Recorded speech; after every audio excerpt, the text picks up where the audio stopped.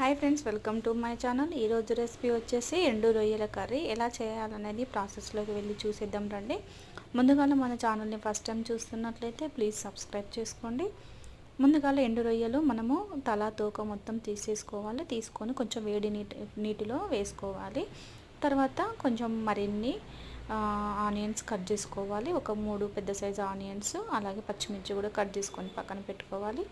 తర్వాత మనం gas on చేసుకొని ఒక చిన్న కడాయి పెట్టుకొని దాంట్లోకి మనము ఆయిల్ పోసుకొని ఆయిల్ వేడెక్కిన తర్వాత కొంచెం జీలకర్ర ఆవాలు వేసుకోవాలి. అవి ఫ్రై అయిన తర్వాత ఆనియన్స్ పచ్చిమిర్చి కూడా వేసుకొని వాటిని ఒకసారి కలుపుకొని మూత పెట్టి మరి కొద్దిసేపు మగ్గించుకోవాలి.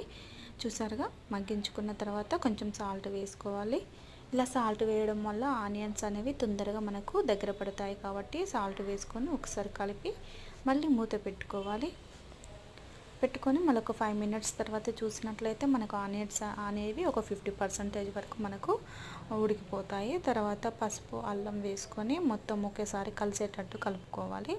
అల్లం అనేది మనకు పచ్చివాసన పోయేంత వరకు కూడా ఫ్రై చేసుకొని మూత పెట్టుకొని మరి కొద్దిసేపు మగ్గించుకున్న తర్వాత మనం కడిగి పక్కన పెట్టుకున్న రొయ్యలు ఉన్నాయి కదా, వాటిని వేడి నీటిలో ఒకసారి కడుక్కొని తర్వాత వాటిని వేసుకోవాలి. రొయ్యల్ని వేసి ఒకసారి కలిపి మూత పెట్టి మరి కొద్దిసేపు మగ్గించుకోవాలి. మనకు ఎండు రొయ్యలు అనేది అంత స్మెల్ ఏం రావండి.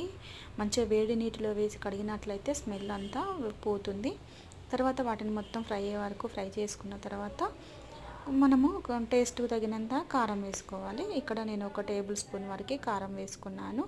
ఆల్రెడీ మనం పచ్చిమిర్చి కూడా కొన్ని వేసాం కాబట్టి కారము మీరు చూసుకొని వేసుకోండి. మీ కారానికి తగినంత వేసుకొని మళ్ళీ ఒకసారి కలుపుకొని మూత పెట్టుకొని మళ్ళీ ఒక 2 మినిట్స్ కారం వాసన పోయేంత వరకు మగ్గించుకోవాలి. ఇదంతా కూడా మనము గ్యాస్ అనేది తక్కువ పెట్టి సిమ్లో పెట్టుకొని చేసుకోవాలి, లేదంటే అడుగంటిపోతుంది. తర్వాత మనం ప్లేట్ మీద కొంచెం వాటర్ పోసినట్లయితే కర్రీ అనేది అడుగంటకుండా ఉంటుంది. తర్వాత మనం ప్లేట్లో పోసిన వాటరు కొంచెం వేడయి ఉంటాయి కదా, అవే వాటర్ని మళ్ళీ కర్రీలో కొంచెం పోసుకున్నట్లయితే మనకి చూసారుగా ఈ విధంగా వాటర్ అనేవి మొత్తం పోయి దగ్గర పడుతుంది, కర్రీ కూడా ఉడికిపోతుంది. తర్వాత కొంచెం గరం మసాలా అలాగే కొత్తిమీర వేసుకొని అంతా ఒకసారి కలుపుకొని మూత పెట్టి ఒక 2 మినిట్స్ మగ్గించుకుంటే మనకు ఎండు రొయ్యల కర్రీ అనేది తయారవుతుంది. మీరు కూడా ఈ విధంగా ట్రై చేయండి, చాలా బాగుంటుంది. అలాగే మనకు నాన్ వెజ్ తినాలనిపించినప్పుడు ఇలా చేసుకొని తినండి ఫ్రెండ్స్. అలాగే ప్లీజ్ సబ్స్క్రైబ్ చేసుకోండి మన ఛానల్ని.